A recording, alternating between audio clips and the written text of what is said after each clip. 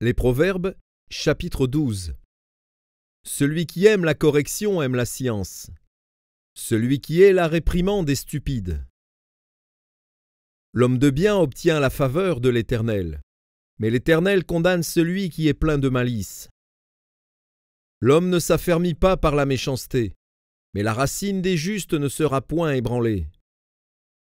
Une femme vertueuse est la couronne de son mari, mais celle qui fait honte est comme la carie dans ses os. Les pensées des justes ne sont qu'équité. Les desseins des méchants ne sont que fraude. Les paroles des méchants sont des embûches pour verser le sang. Mais la bouche des hommes droits est une délivrance. Renversés, les méchants ne sont plus. Et la maison des justes reste debout. Un homme est estimé en raison de son intelligence, et celui qui a le cœur pervers est l'objet du mépris. Mieux vaut être d'une condition humble et avoir un serviteur que de faire le glorieux et de manquer de pain.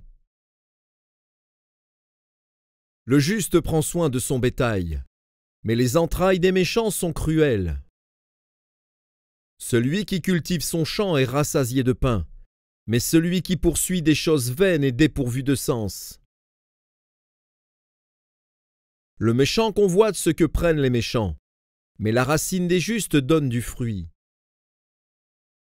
Il y a dans le péché des lèvres un piège pernicieux, mais le juste se tire de la détresse. Par le fruit de la bouche on est rassasié de bien, et chacun reçoit selon l'œuvre de ses mains. La voix de l'insensé est droite à ses yeux, mais celui qui écoute les conseils est sage.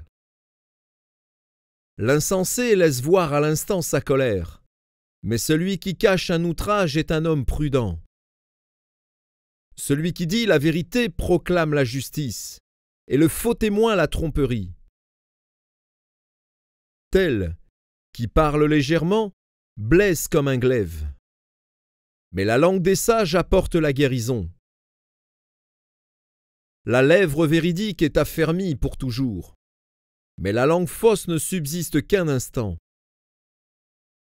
La tromperie est dans le cœur de ceux qui méditent le mal, mais la joie est pour ceux qui conseillent la paix. Aucun malheur n'arrive aux justes, mais les méchants sont accablés de maux. Les lèvres fausses sont en horreur à l'Éternel, mais ceux qui agissent avec vérité lui sont agréables. L'homme prudent cache sa science, mais le cœur des insensés proclame la folie. La main des diligents dominera, mais la main lâche sera tributaire.